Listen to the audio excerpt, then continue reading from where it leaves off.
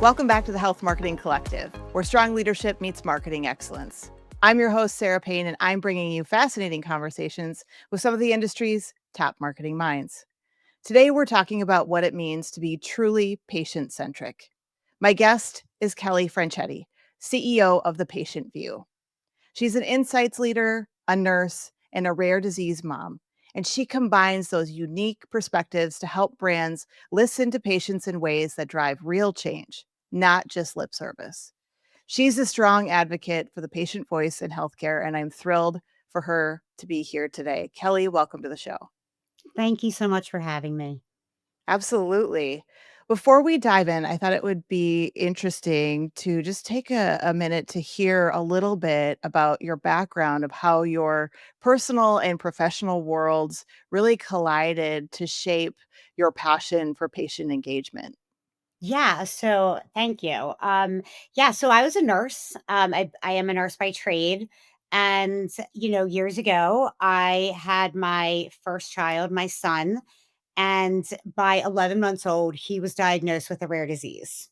So, kind of going through that from birth to that kind of 11-month-old time where he was diagnosed. And then, I don't know if you know this, but I'm sure many people do that when you're in the rare disease space, pretty much your treatment is clinical trials. It's kind of Yeah. looking around for that.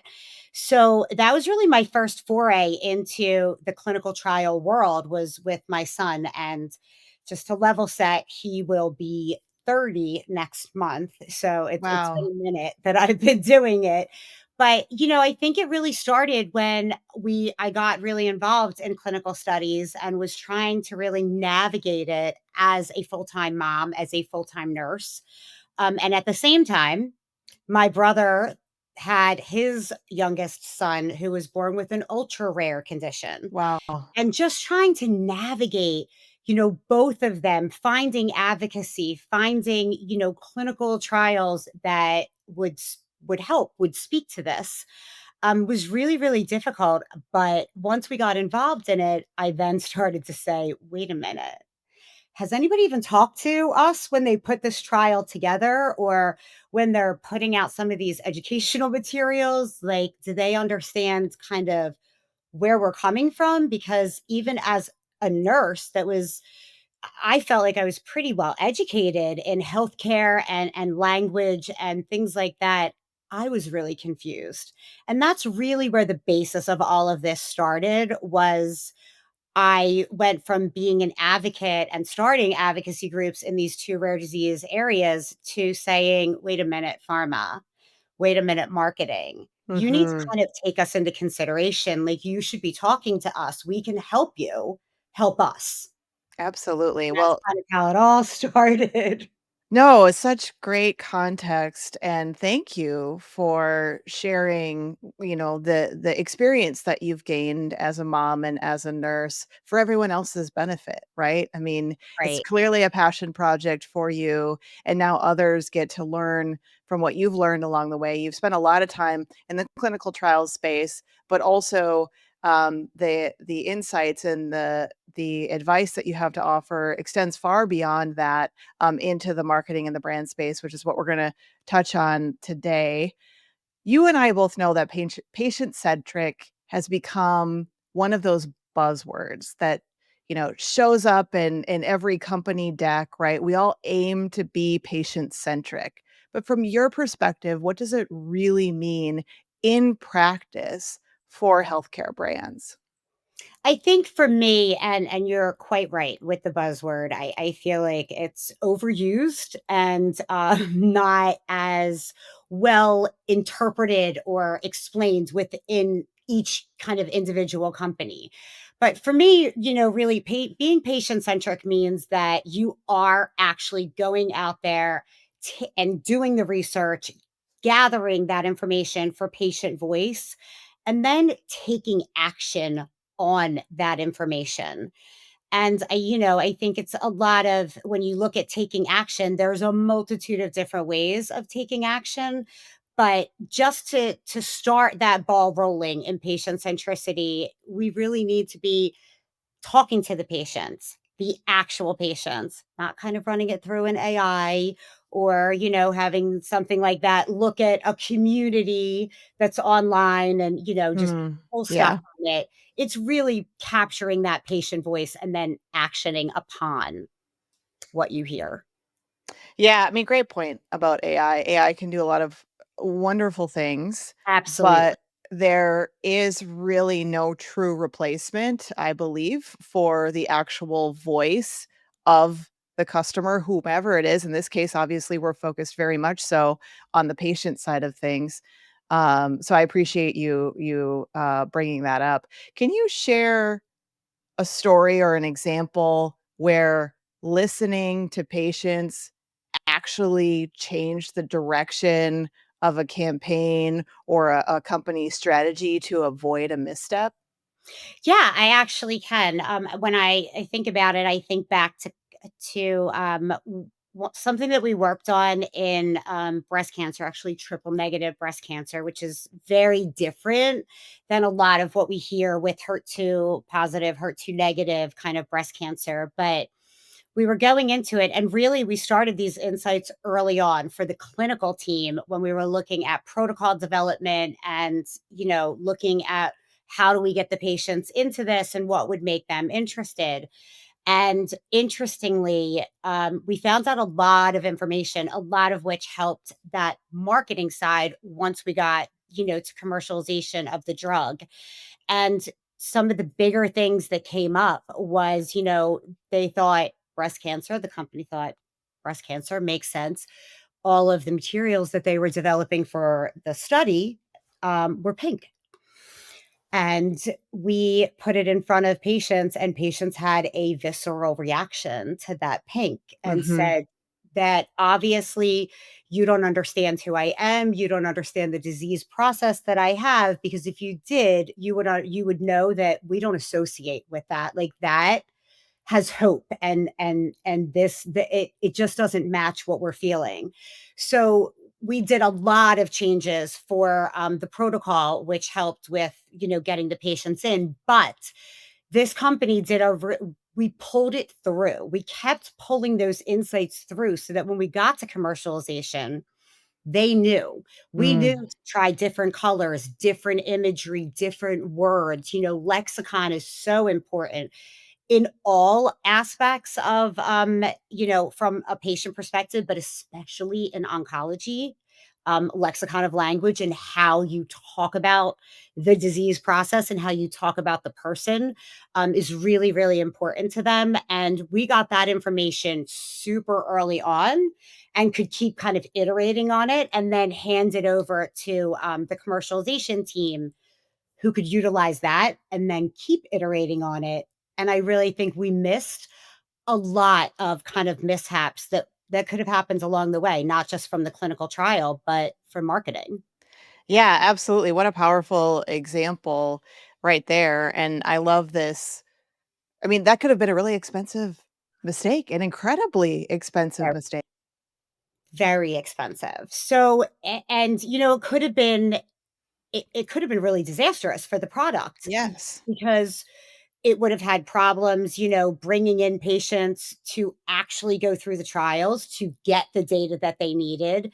And then, it would have struggled all the way through. And had we have never reached out, talked to patients, put it in front of them, they wouldn't have known. And even though we did know, it's really important that once we got to that commercialization stage, sorry, um, we did another round.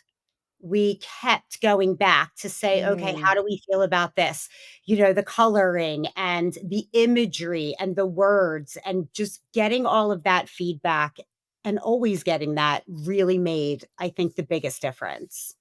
Yeah, I love your points there about keep pulling through those insights, keep iterating, and go back, Yeah, right? It versus just I mean, there's so many shortcuts, right? That we for a lot of different reasons, oftentimes timing, budget, what have you, we might try to take. You already brought up AI, right? Now we're talking about potentially people want to do this, but they do it maybe too early or they don't go back. right? And check again or get additional insights and feedback. Such great points there, Kelly. Yeah, absolutely. And I think, probably one of the most important things that I like to put out there is following kind of our ethos is just first educate. Educate yourself. If you're doing anything for a patient, with a patient that's going to affect a patient, first educate yourself, then build, then test it, then optimize it, Yes. then start over again. Go back and, get that feedback and tweak it and make sure that you're always keeping that line of communication open. Do you find that this process is more commonly embraced in pharma versus other categories in healthcare? I actually don't think it's that widely embraced. It's definitely picked up momentum. I mean, when I was doing this 10 years ago, there was nobody really talking about it and nobody really following kind of a plan. There's definitely more now, but it's not as widely spread as I would like to see it be. But we're making incremental movement towards that, I This guess. is why we're having this conversation today, right? Because as Yeah, marketing leaders, we've got what I'm hearing is we've got work to do. we do, we do. So, okay, so we've gathered the insights. Um, but one of the biggest frustrations that I hear from marketing leaders is we have the data, but nothing changes. And why does that happen so often? I think it's that there's not I think you have to have buy-in internally. I think that's probably one of the biggest things that I see in this industry is, you don't have kind of an enterprise level buy-in at the company.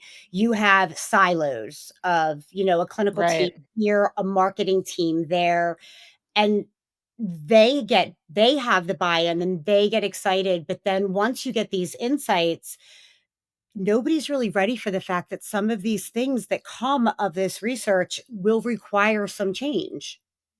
And as we know, especially in corporate America, change is not exactly embraced. So I think, it's really one of the issues is that there's not internal buy in, there's no internal kind of guidance of getting insights and how you're going to then implement them.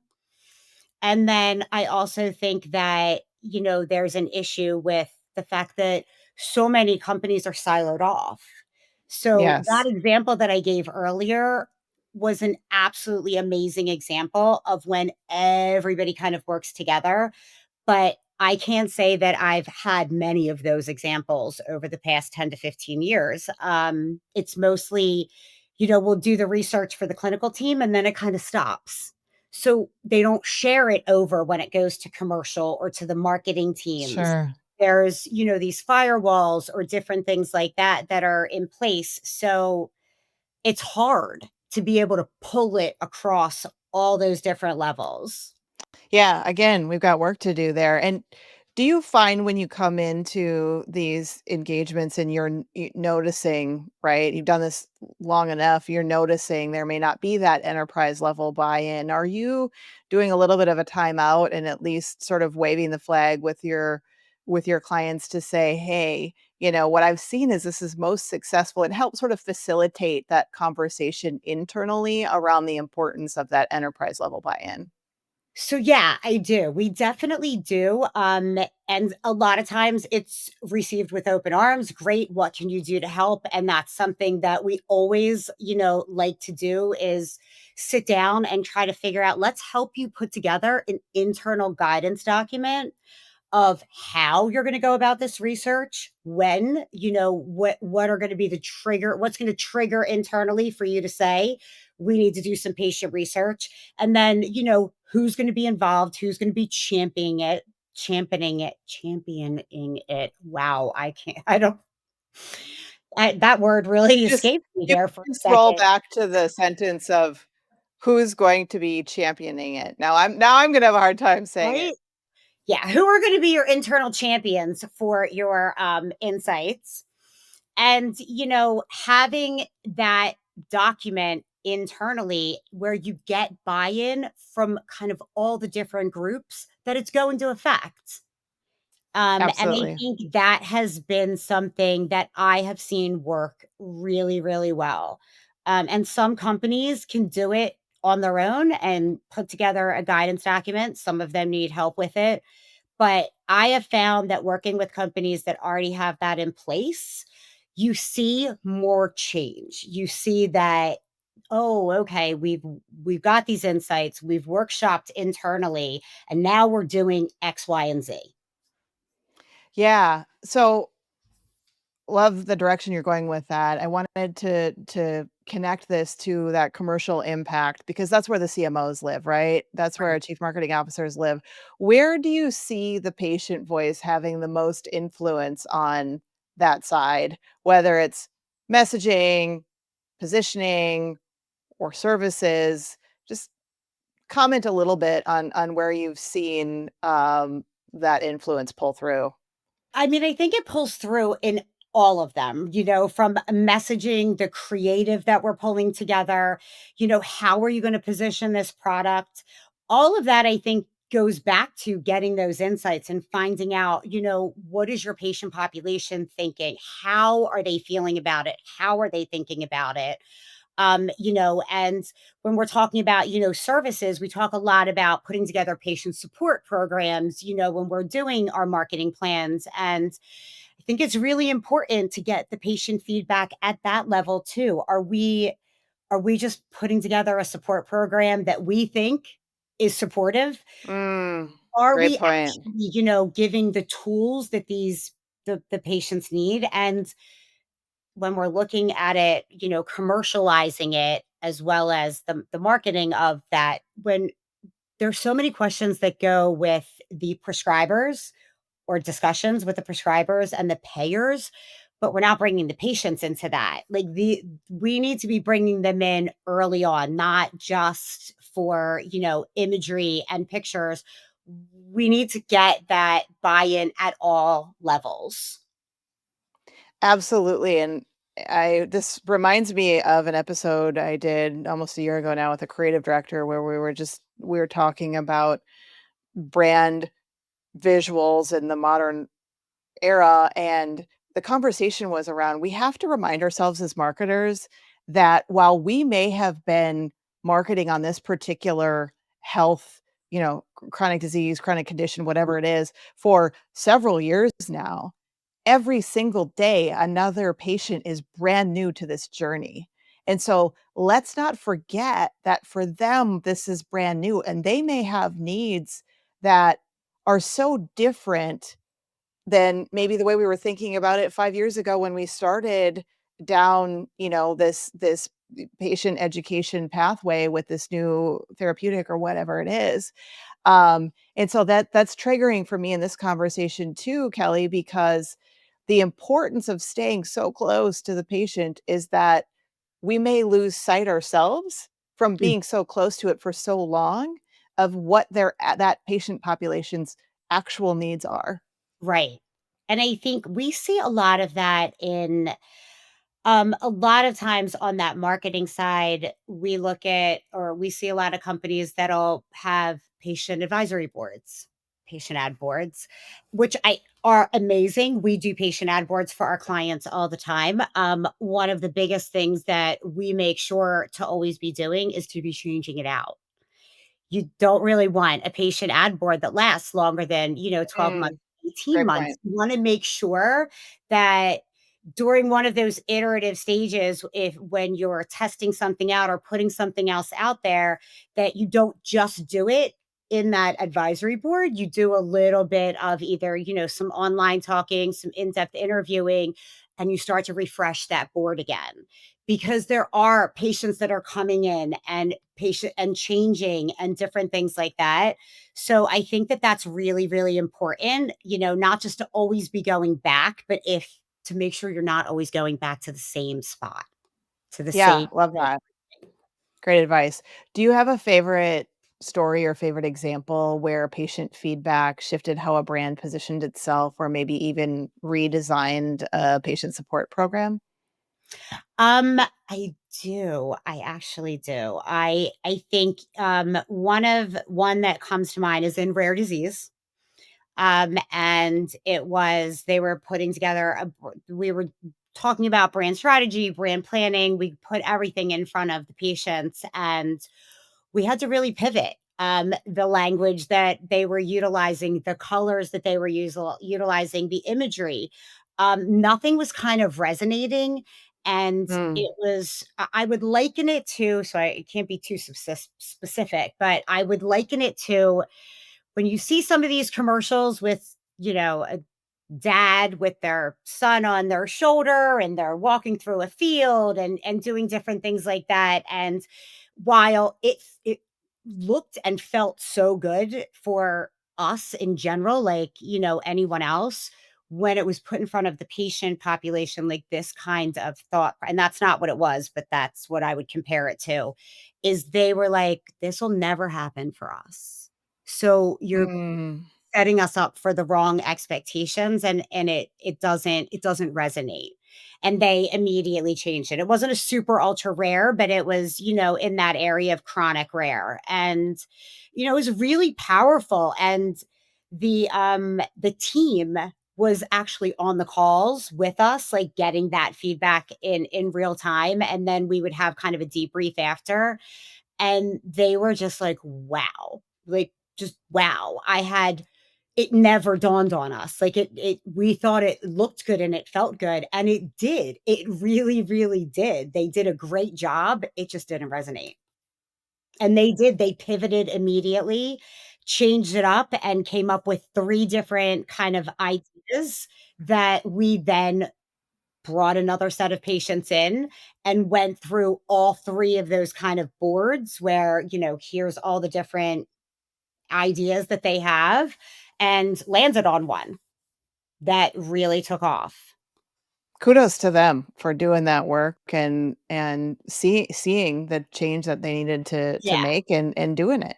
and this team really, they had phenomenal buy-in. They had phenomenal buy-in.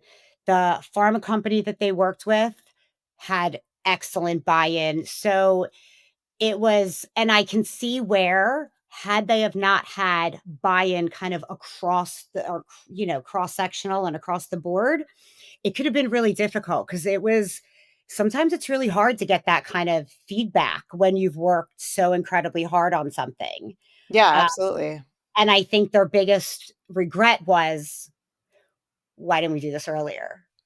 Before we went through all I of this, was wondering why about didn't that. we do this earlier? And, it was, kudos to them that they did it when they did it, because I am a firm believer that there's never, ever a bad time to do patient insights. And it's never too late, but as long as you have that buy-in internally that you can tweak something if you get that feedback.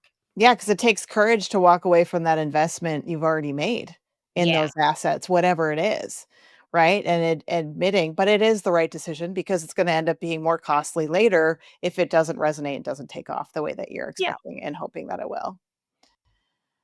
What's in terms of, actionable advice, what's one thing that a CMO or a VP of marketing can do in the near term, right? It's planning season, right? We're starting to look ahead to Yeah. 2026. Maybe they can't make a change for things that are already in flight for 2025, but what advice do you have where we sit in the calendar year to help them better integrate the patient perspective into their work? I would say probably one of the biggest things that anybody can do is find out, do you have any research? Do you have any, have they done any? Did they do any in any of the clinical phases prior to this point? Can you access it? Even just getting any of that kind of access and, reading through it, what could help? If you don't have the time to or the budget right now to go out and get that feedback from a patient, find if there's anything out there. Do a little research and find out, is there any research in this particular area with this particular patient population? Because what I will say is a lot of times, you will find within, especially within pharma companies, if we're talking about, launches and things like that, there's probably a good possibility that at some point they did something. There's some kind of research there. And even that alone could be helpful. Sit down and read it through and, go through it, digest it, get to know your patient. That's something that you can do, right away to kind of help. And I would say, you know, look at how you're going to be planning out your 2026. You don't need a lot of time for insights, and you don't Mm. need a whole lot of money for insights. Insights can be done with a smaller N, and it can be done in weeks. It's not, months and months of market research and things like that that have to be done. Insights can happen pretty quickly and pretty cost effectively. Yeah, well, I'm sure that's good news for people listening that it doesn't have to break your budget or your timeline. It's worth it, right? It Absolutely. is absolutely worth it. Well, Kelly, before we end, I'd love to switch gears for a quick lightning round if you're game to do Sure. this with me. Love it. What's one word you'd use to describe truly patient-centric marketing? Empathetic. Love it. Love it. As a nurse, what's one thing you wish marketers understood better? Wow. Um, as a nurse, I wish they understood that just because we are on the clinical side, it doesn't mean that we understand all the jargon. Mm, So make sure that, the lexicon that you're using fits. great point. That's a good one. Okay, now take your nurse hat off and put your rare disease mom hat on. Okay. What's one small gesture from a brand that really builds trust with a mom? I think referencing that, letting us know that you talk to some of us, letting us know in some way, shape, or form that, this was built in conjunction with moms, with patients, with caretakers. Love that. That's such a powerful step. Like we get you. We're listening. We've Yes. talked to you. Yes. What's one book or podcast you'd recommend to every healthcare marketer?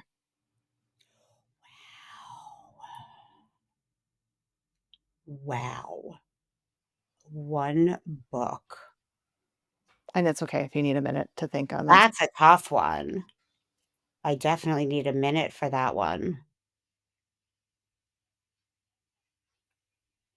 Honestly, I think any book any book out there that is the real true story from a patient's perspective or from a mom's perspective. Mm, I know that there's, a couple of books that recently just got published or recently just came out, rare from a mom's perspective, things like that.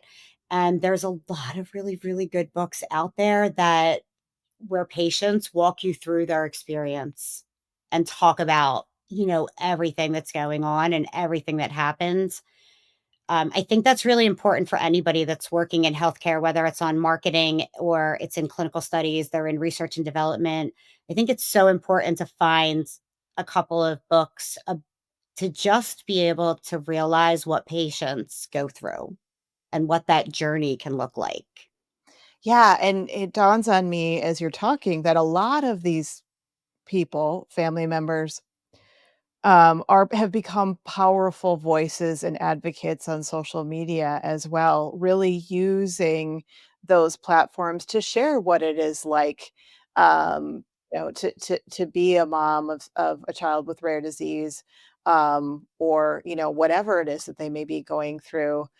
So there really is a lot of great perspective out there, Mhm. whether it's through books, podcasts, social media, etc.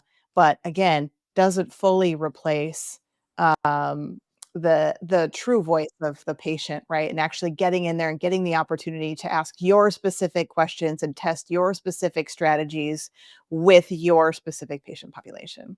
Yeah, but I think it definitely is a first step to trying to kind of understand.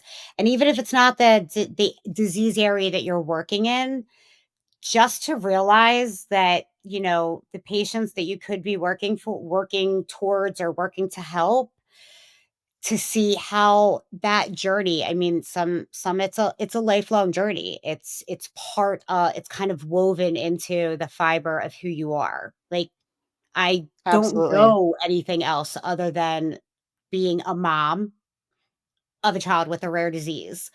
But I don't know what it is to not be, even though my daughter was born 4 years later and she totally healthy, totally fine, nothing going on there. Um, it it shapes who you are, and I think that many, many patients would say the same thing, or they would look and say, "It's shaped who I am over the last 10, 15, 20 years since, I was born." Absolutely. Absolutely. Last question. If you could describe your work in a hashtag, what would it be? Oh, in a hashtag, my work?